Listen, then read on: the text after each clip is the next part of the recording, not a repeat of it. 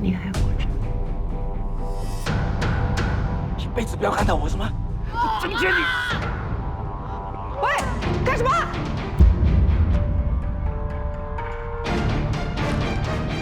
妈，你跟王坤兴到底是什么关系？为什么他会有你年轻时候的照片？有些秘密是无法永远隐瞒下去的，该面对的始终都要面对。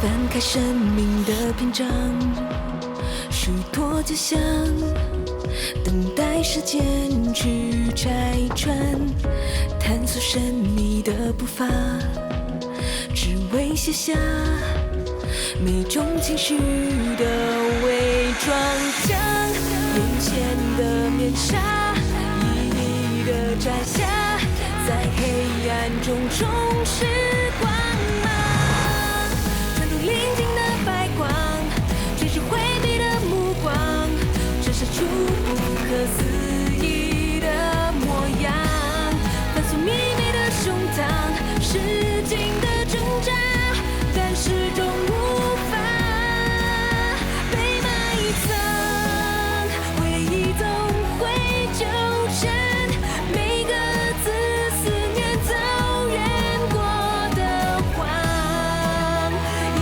为会被淡忘，多么幼稚的想法。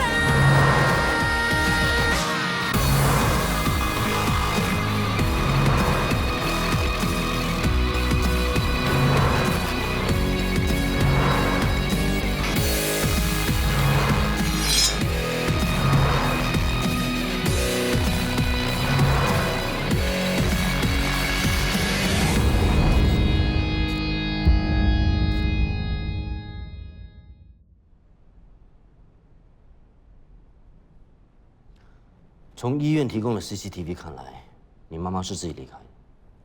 他为什么要偷偷溜走呢？也许他真的有重要的事情要去处理呢。至少通知一声嘛。真的很担心他被坤兴带走。别老是往坏的方面想，最多我陪你去医院去问一问吧。OK， 现在去。等一下，我们要见一个重要证人，谁？寄包裹给我的神明。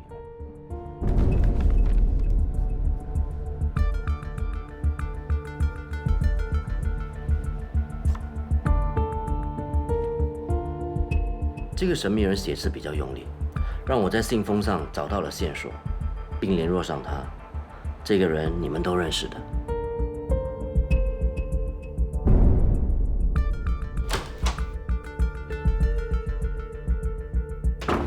慧琴阿姨，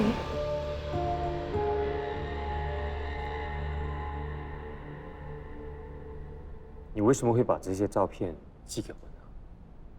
我发现木轩的事不是意外，我不知道你们会不会帮忙，所以就偷偷的将资料寄给你们，希望你们可以去调查。你是不是发现有什么疑点？木轩去世后，我发现他的私人户头里少了10万美金，银行说那是从网上转账到了另外一个海外户头。什么时候的事情？那是木轩被扣留的第3天。真的有内鬼？所以木森说的车祸很有可能不是意外啊。是谋杀。如果是谋杀的话，动机很重要。我觉得这张照片是关键。他们4个人到底什么关系？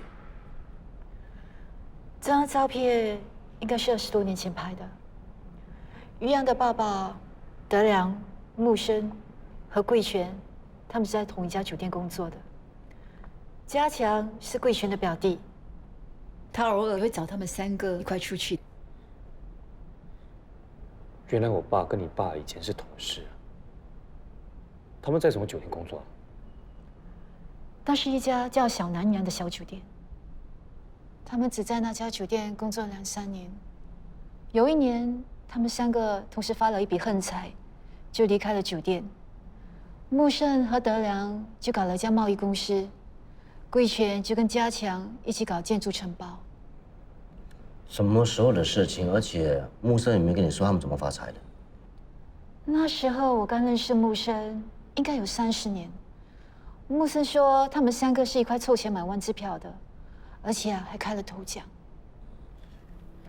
30年前，我爸、于洋的爸爸还有方木生一起中了奖，就离开酒店，自己做生意。1998年，这2位因为撕票案而失踪。2000年，我爸被我阿叔给害死。过了10多年后，假死的方木生还有阿苏，一一被王坤兴给灭口。我很肯定，这几件案件都有关联。从1986年到98年之间都相安无事，所以在98年或者前1年可能发生一件事情，影响了他们。听你们这么说，我突然间想到一件事，那是发生在金融风暴后的。木生和德良的关系向来很好，我们经常到德良的家吃饭。有一次，木生，你看，富商叶天福中风入院，小南洋酒店可能易主。金融危机搞到我头都大，偏偏这个时候叶天福又中风，报纸还说他可能会半身瘫痪了。靠山倒了，那我们该怎么办？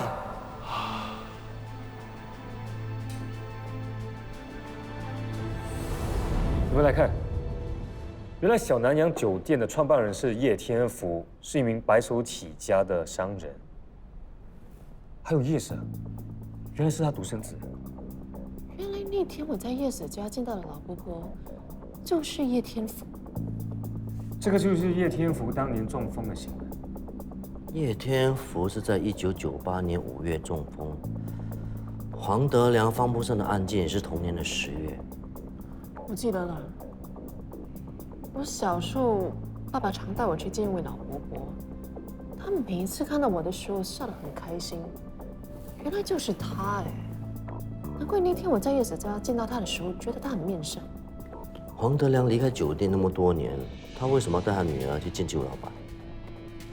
黄德良还有方木生把叶天福当作靠山，他们知道他中风的时候还很紧张。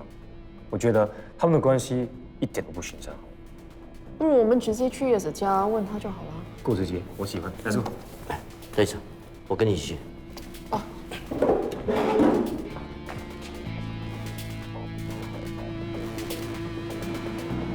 谢谢。安哥 ，Hello， 你好。啊，你好，你好，你来找荣涛啊？我来找你的。哦，是啊。这位是？我是叶婶以前的下属，我叫白青雄。哦，来坐。谢谢。要吃水果吗？不用客气。不用了，谢谢。其实我们今天来是有事情想问你的。什么事啊？你记得我爸黄德良吗？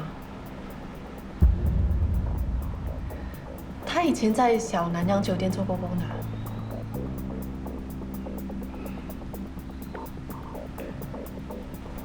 你们走。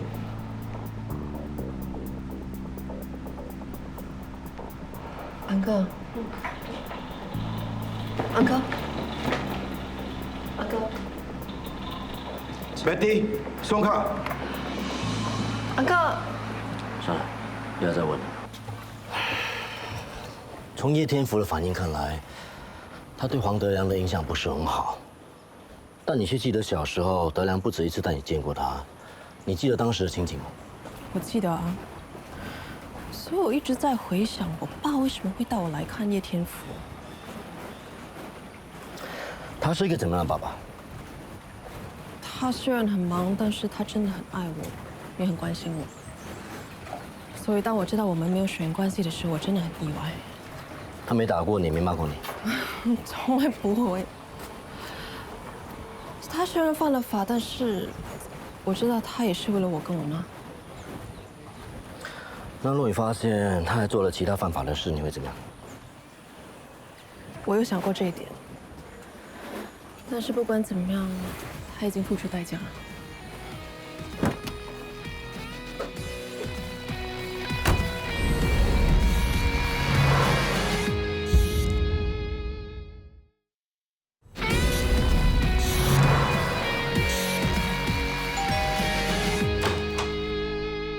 查到什么？你叫我去找小南洋酒店30年前的老员工，我找了很久才找到一个退休的经理，他叫廖文忠。对，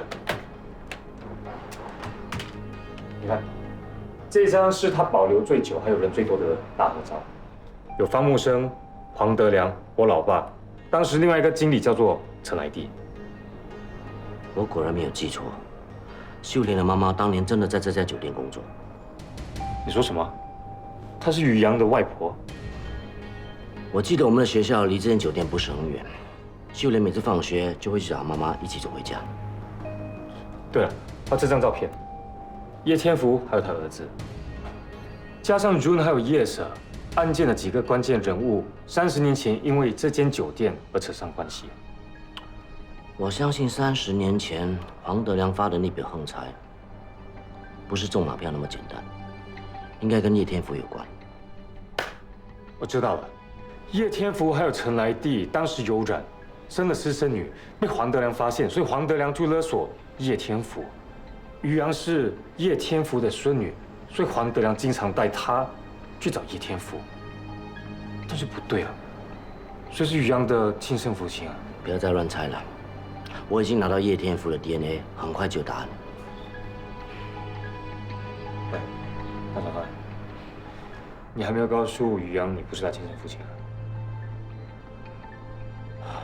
我有一个预感，于洋身世隐藏了一个秘密，这个秘密一旦揭开，受伤害最大的就是他。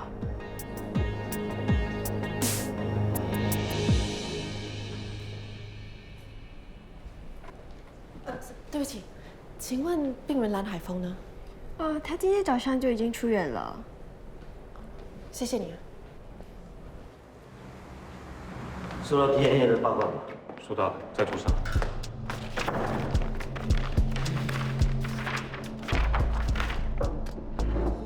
你看这个淋巴腺，所以叶天福不是 June 的爸爸。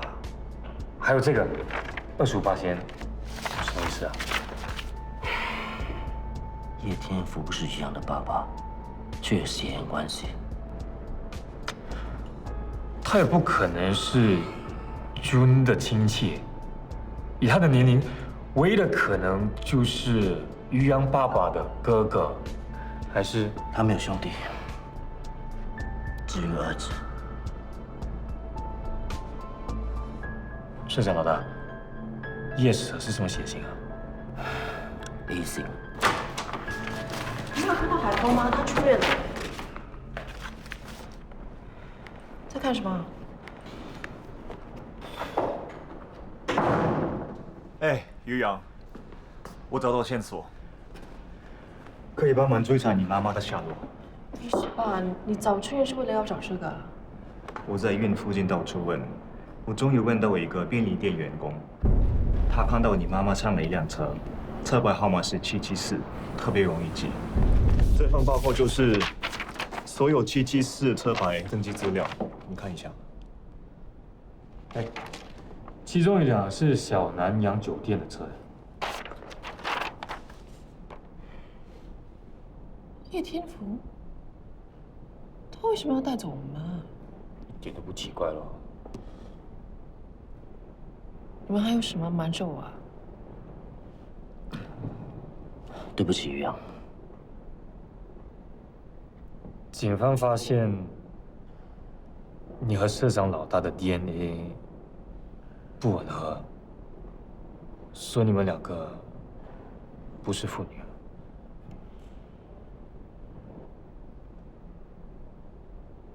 那谁是我爸爸？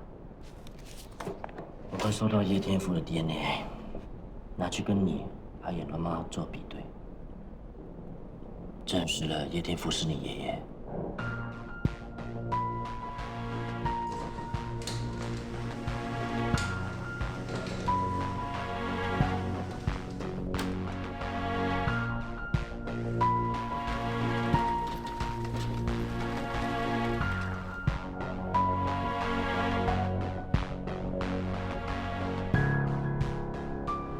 是我的亲生爸爸。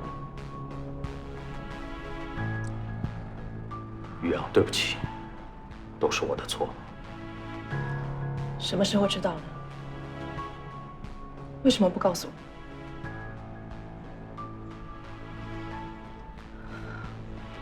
我妈到底在哪里？哦，你放心，她没事。她怕坤心对她不利，向我求助。我把她安排在一个非常安全的地方。30年前到底发生什么事？都怪我一时糊涂。当年，秀莲常来酒店找她的母亲，我们因为这样而认识。我暗恋秀莲，有一次我鼓起勇气约她出去，可是被她拒绝了。这一幕刚好被德良看到。德良是酒店的司机，他知道我喜欢秀莲，鼓励我不要放弃。他特地在酒店安排了一个 party， 叫我和秀莲一起来玩。那天晚上，德良还带了酒，不断灌我和秀莲喝酒。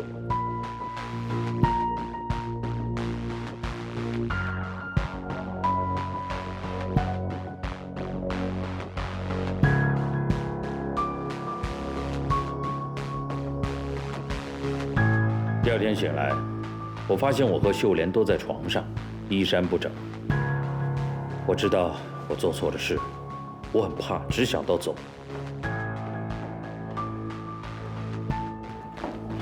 我一出来就撞见了我爸。我爸知道了事情之后非常生气，把我大骂一顿，还不许我去酒店接近秀莲和她妈，安排我出国念书。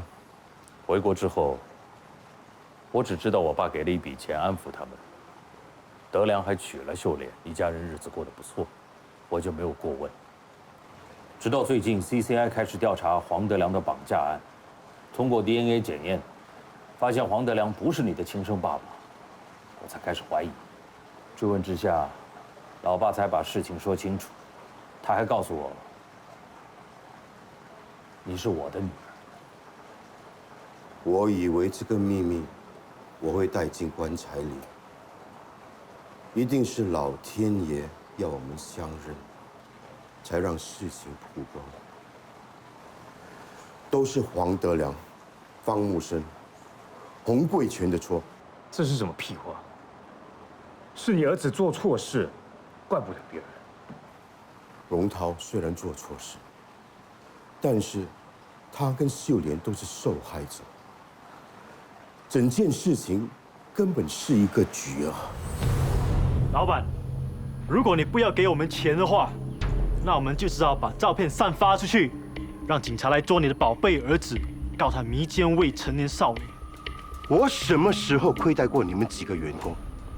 为了钱，你们竟然设局害我的儿子，还牺牲来弟女儿的幸福。要怪就怪你的宝贝儿子色胆包天，人是他搞的，你这个做老爸的当然要负责。不要胡说八道，我爸不是这样的人。我敢发誓，他们3个混蛋真的做了这样的缺德事啊！但是最坏的还是黄德良。他说，秀莲有了荣涛的亲生骨肉，来弟就逼他打掉孩子。如果要保住孩子，他愿意娶秀莲，当个便宜的爸爸。代价是我再给他一笔钱。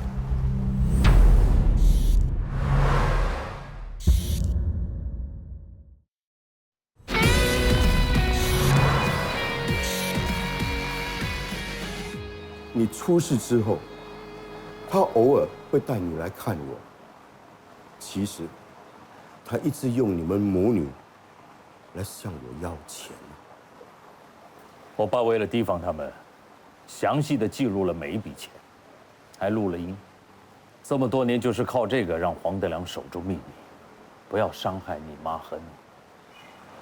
如果你想看，我可不要在这里装无辜了。你怎么可能什么都不知道？王坤兴跟我爸方木生还有黄德良，无冤无仇，一定是受你指示去对付他们的。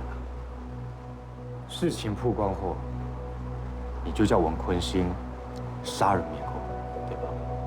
你要有证据可以去告我。社长老大还有大西洋已经去找王坤兴了，很快就会揭开你的真面目。让他们去找啊！我问心无愧。于洋，都是因为我年轻一时糊涂，伤害了你妈和你。给我时间，让我好好弥补你们俩。不要再说了。于洋，你没有资格管他。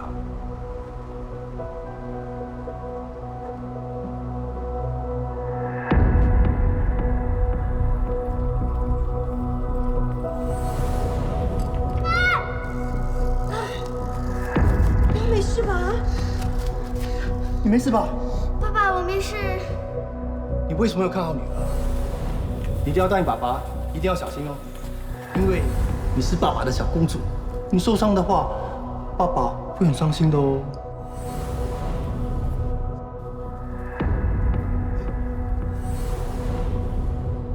怎么会受伤啊？哦，他学习小声，不小心跌倒，没事的。于洋乖，叫阿公。阿公，乖乖。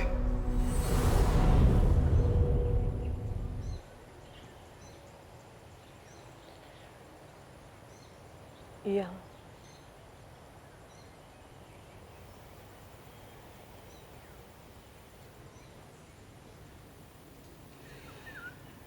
妈对不起你。你是什么时候知道真相的？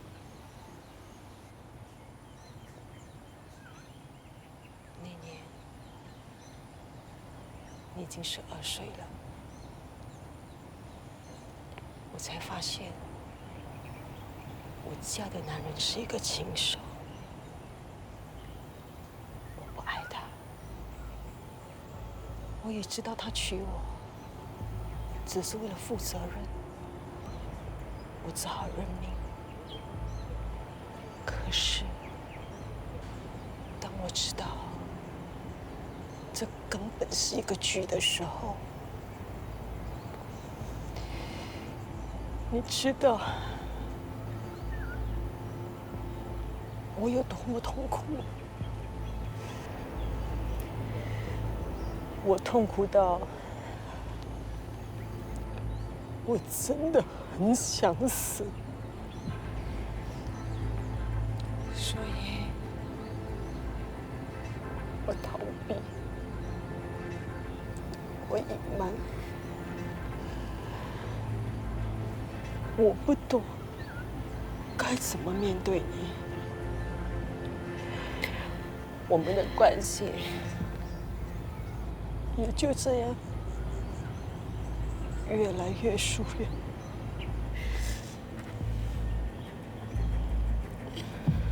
我不怪你，我只是想知道，爸。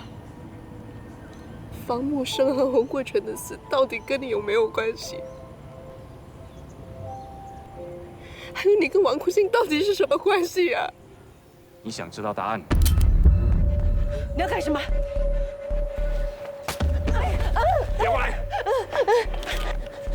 叫白敬兄一个人来找我。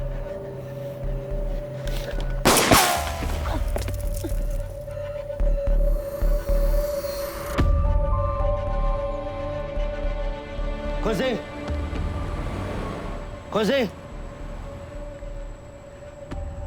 坤兴，坤兴。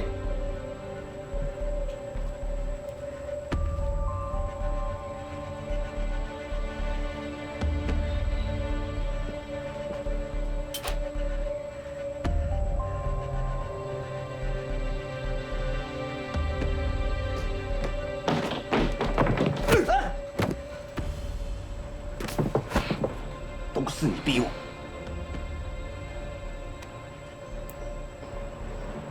你想录下来当证据？你要对付就对我一个人，放了秀莲。到了这个时候，你还想逞英雄，想英雄救美，真的很会讨女人欢心。难怪你身边不断的有女人对你投怀送抱。到底有什么？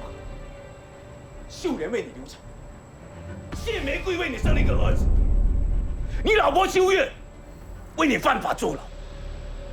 我跟你不一样，我这辈子只喜欢一个女人。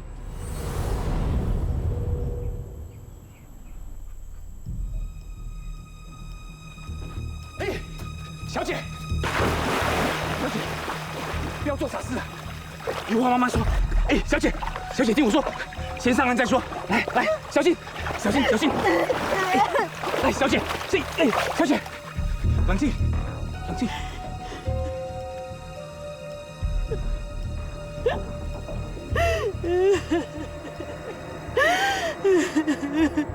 我救了秀莲之后，一直保持联系。有一天，他告诉我，他是因为喝醉酒和黄德良发生关系，有了孩子，才被逼嫁给他。那天他想自杀，是因为他发现那一晚根本不是酒后乱性，一切都是黄德良的阴谋。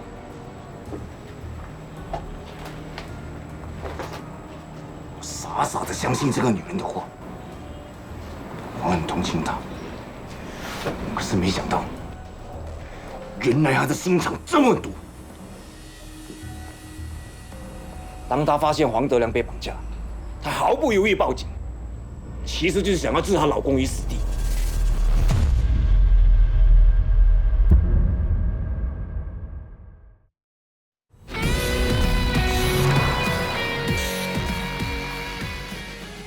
当她发现黄德良被绑架，她毫不犹豫报警，其实就是想要置她老公于死地。只是没想到，黄德良是假死。他的公司倒了，欠了银行一大笔钱，他死了，就可以不用宣布破产，也可以骗到保险赔偿。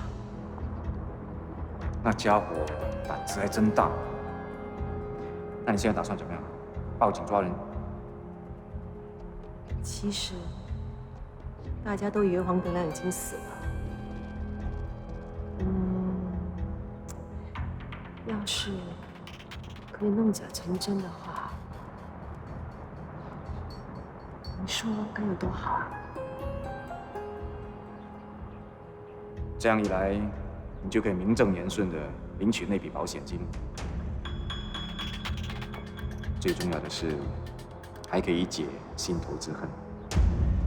晚上，我到了树林，远远就看到方木生捅了黄德良一刀。我还以为可以不必自己动手，没想到黄德良命挺硬，竟然死不了。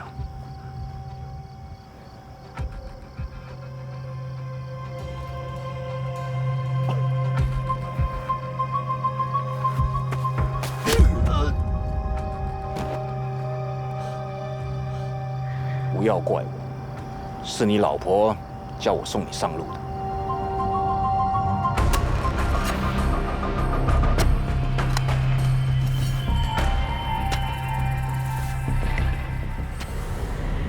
难怪方木生到树林的时候说地方不对，他指的是埋尸体的地方不对。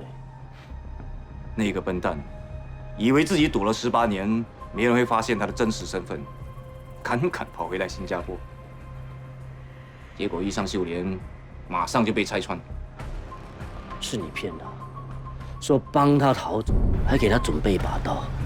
你赶到现场，扮成意外撞死他，还从他的户头拿走一笔钱。人家要拿钱给我花，我为什么不拿？王坤兴，你是警察，知法犯法，贪污杀人，样样都做起，你为什么沦落到这个地步啊？难道你就是一张白纸吗？难道你就没犯过错吗？我会这么做，还不都是因为这个女人？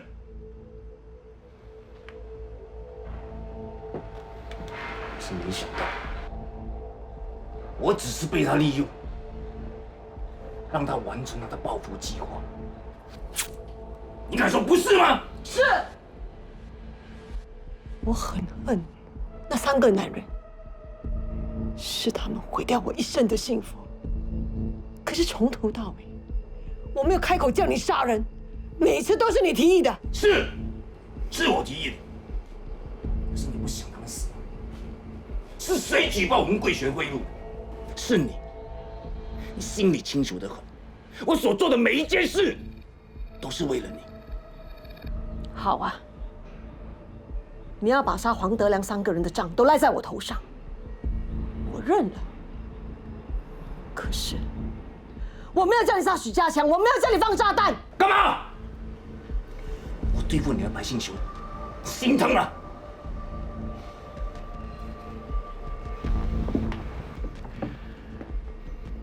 都是你，干嘛跑出来搅局？秀莲竟然想跟你在一起，骗你说于洋是你们的女儿，那我算什么？利用完我，就一脚把我踢到一边。你们一家3口就可以开开心心的过日子。我逃不掉，我也不会放过你们的。我先解决他，再慢慢折磨你。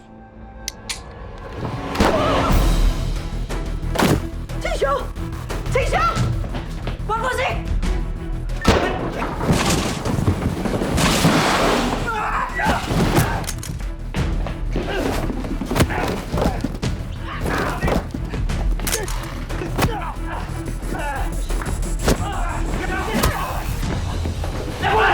不要过来！上次炸不死你们，这一次我跟你们同归于尽。上次已经上一次当了，我们学聪明了，炸弹已经解除了，笨蛋！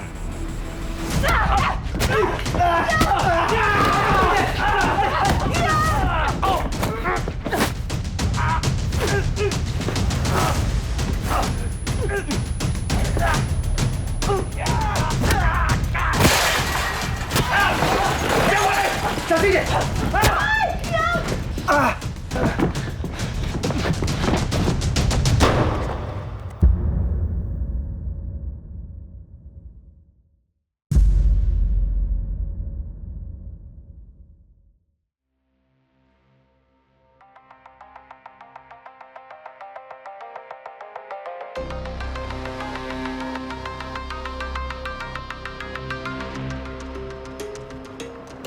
你受伤了？没关系，小伤。王坤兴袭击我，没有办法，我只能开枪。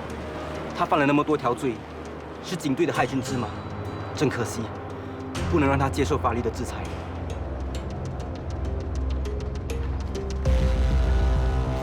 何秀莲，我们在王坤兴躲藏的地方找到了证据，证明你和黄德良、方木森和洪贵全的命案有关。你涉嫌教唆杀人，我们要正式拘捕你。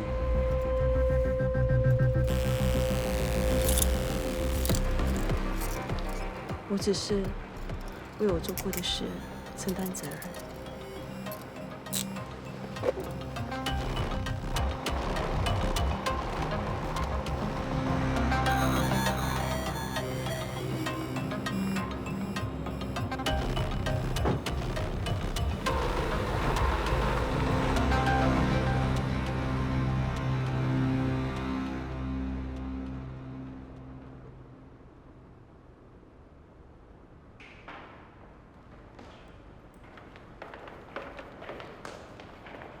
秀莲在拘留所不愿接受保释，也不肯见任何人。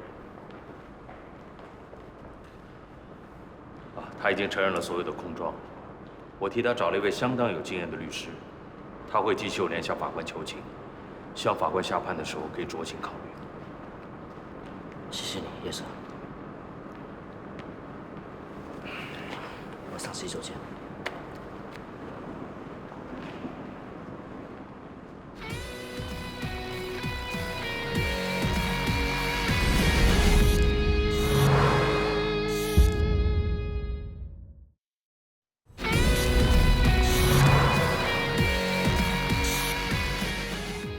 真的很恨那个男人。我一直以为他是一个很好的爸爸，怎么知道他对我好是有目的的？我妈也真的很可怜，痛苦了那么多年，但是我没想到她为了报仇。对不起，都是我的错。我要是早一点知道的话，我一定保护好你们母女。我的伤势也真的很复杂。我本来以为我不姓黄，姓白，结果应该姓叶。血缘真是个奇妙的东西。我还记得我第一次见你是你刚从警校毕业，分在我负责的警署。我就觉得你给我一种很亲切的感觉，大概这就是父女天性吧。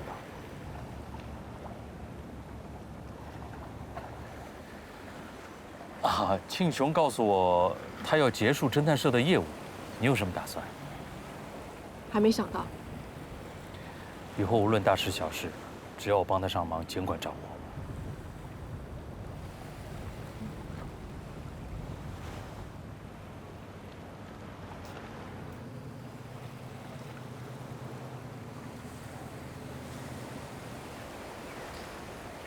如果有空，可以去探望阿公吗？当然可以，随时欢迎。你去看他，我老爸一定很开心。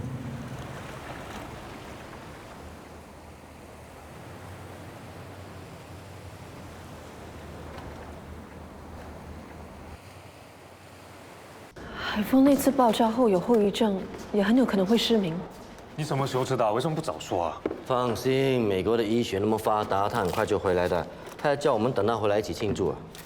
我敢肯定啊，他这一次的手术一定有危险，要不然为什么神神秘秘不告诉我们两个呢？我去找他。喂，太迟了，他走了。喂。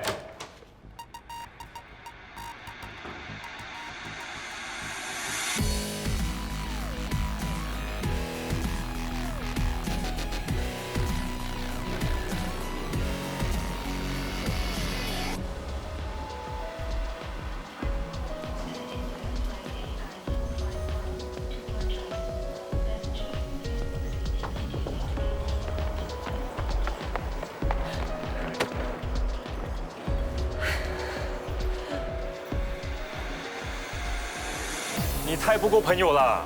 我们特地来找你，你却跑掉。还好我有火眼金睛，一眼就看到你啊，要不然就被你溜走了。你们怎么会在这边啦？我最讨厌这种送机的场面。我知道你手术风险很高，就让我照顾你吧。我陪你去美国。你们不用可怜我，我是真心成全你们的。什么成全啊？你根本就是故意要我心里过意不去，要我欠你，因为你是为了救我才受伤的，对不对啊？我救你只是反射动作，我们谁也不见谁。哎，王俊彦，你不是很潇洒的吗？什么时候变得这么婆妈？总之，我不会让你一个人去的。你也知道我的跟踪跟夫很厉害，你是逃不了的。那怎么办？如果是以前的我，我肯定会死缠烂打，跟着你们走的。可是我了解你现在的心情，你需要时间，还有空间，慢慢平复心情。尊重你的决定。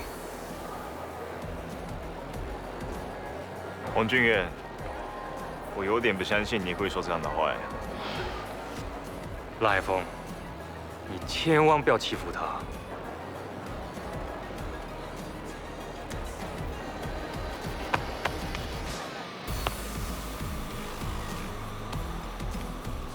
祝你手术成功。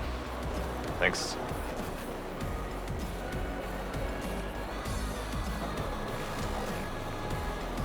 我有信心，龟兔赛跑，最后的赢家会是我。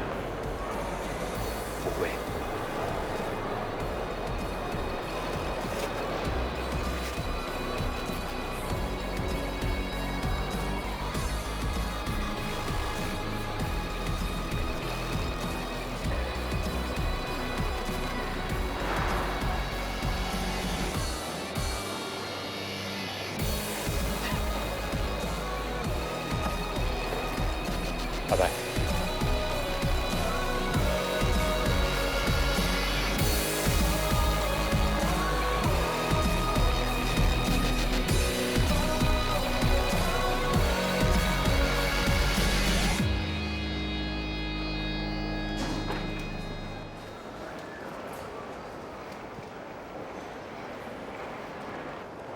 怎么了？俊彦好像还没走呢。那送给你们的死本拿呢？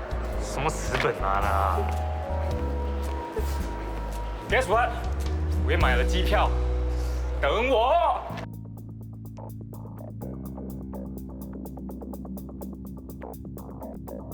人因为各种各样的理由犯罪，为了报复，为了尊严，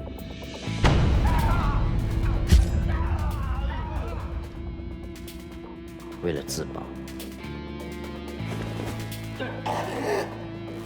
为了爱情，为了利益，所以我成立了 CCI 调查悬案。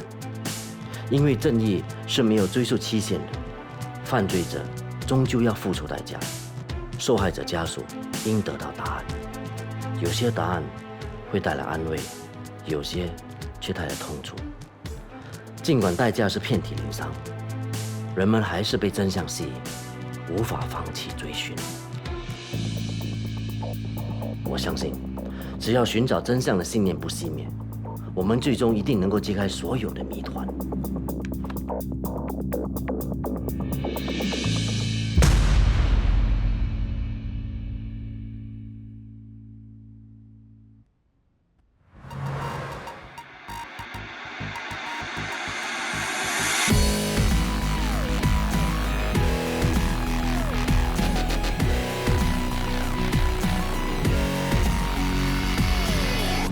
翻开生命的篇章，梳脱假象，等待时间去拆穿，探索神秘的步伐，只为卸下每种情绪的伪装，将眼前的面纱一一的摘下，在黑暗中重拾